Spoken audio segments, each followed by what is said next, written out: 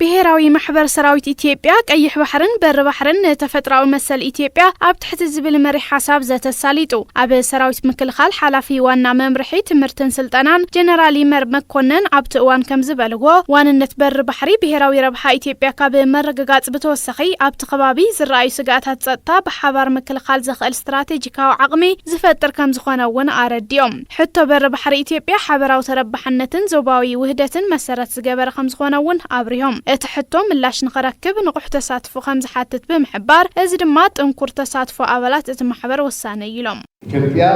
በዚህ ስትራቴጂካዊ ቀጠና ውስጥ ያላ ኢትዮጵያ ኣብ ስትራቴጂካዊ ዞባ ውሽጥ ዘለዋ ተሳትፎ ዝህልዋ ተበጻሕነት ሰላምን ምርግጋዕን እቲ ዞባ ወሳነ ዝኾነ ግደ ስለ ዘለዋ ጉዳይ ቀይ ባሕሪ ብሔራዊ ረብሓ ኢትዮጵያ ካብ ምሕላው ብዝዘለለ ኣብቲ ከባቢ ዝረኣይ ስጋኣት ጸጥታ ብሓባር ንምክልኻል ዘኽእል ስትራቴጂካዊ ዓቕምን ረብሓን ዝፈጥር ምዃኑ በአጽንኦት ክፍለጥ ይግባእ በአጽንኦት ሊታይ ይገባል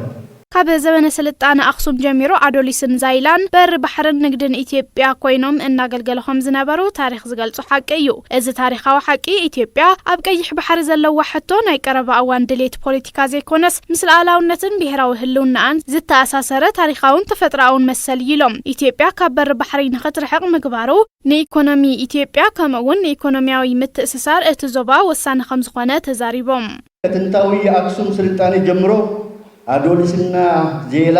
ካብ ጥንታዊ ስልጣነ ኣክሱም ጀሚሩ አዶሊስን ዜላን ንንግዲ ባሕሪ ኢትዮጵያ የገልግሉ ከም ዝነበሩ ዓለም ሙሉእ ዝፈልጦ ሓቃዊ ታሪኽ እዩ ወደባት ቀይሕ ባሕሪ ንኢትዮጵያ ካብ ወጻኢ ወራሪ ንምክልኻል ጋሻን መሰጋገሪ ስልጣንን ኢሉውን መራኸቢ ኢኮኖሚ ኮይኖም ጸኒሖም እዮም ታሪኽ ሓቂ ኢትዮጵያ ኣብ ቀይሕ ባሕሪ ዘለዋ ሕቶ ኣብ ቀረባ እዋን ድሌት ፖለቲካ እንተይኮነስ ምስ ሉዓላውነት ብሔራዊ ረብሓ ዝተኣሳሰረ ታሪኻውን ተፈጥሮኣውን ሃብቲ ምዃኑ ንፈተውትና ኾነ ጸላእትና ግልጽን ምግባር ንደሊ በወዳጆቻችንም ሆነ በጠላቶቻችን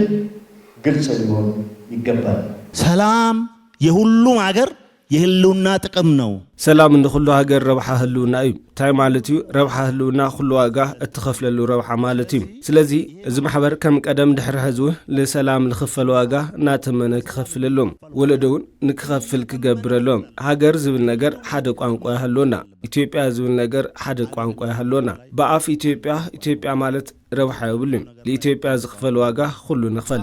ኢትዮጵያ ማለት ጥቅም የለውም ለኢትዮጵያ የሚከፈል ዋጋ ሁሉ እንክፈል ፕሬዚዳንት ብሔራዊ ማሕበር ሰራዊት ኢትዮጵያ 50 አለቃ ብርሃኑ አማረ ብግዲኦም አባላት እቲ ማሕበር ኣብ ጉዳይ ሃገር ግንባር ቀደም ተሳትፎና ገበረኹም ዝኾኑ ተዛሪቦም እትሕቶ ብሰላማውን ዲፕሎማሲያውን መንገዲ ምላሽ ንኸረክብ እቲ ማሕበር ትጽቢት ዝግበረሉ ሓላፍነት ከም ዝዋጻውን ኣረጋጊጾም በሕግ ማስከበርና በህልውና ዘመቻ ኣብ ሕግ ምኽባር ወፍሪ ህልውና ሃገር ክትእዝዝተላ ኸይድና ተዋዲቕና ኢና እዚ ንገብሮ ሃገርና ስለንፈቱ እዩ ሃገር ካብ ዝኾነ ይኹን ልላዕሊ ብምዃኑ መንግስቲ ክህሉ ስለልግባእ ህዝቢ ክነብር ስለለለዎ ምእዙዛት ብምዃንና እዚ ጌርና ኢና ጨንፈር ማሕበራት በብዘለዎ ከባቢ እናተወደቡ ኣብ ምኽባር ሕጊ ስልጠና በመሃብ ሀገሪ መንግስቲ ላደገፉ ይግነዩ እየጠበቁ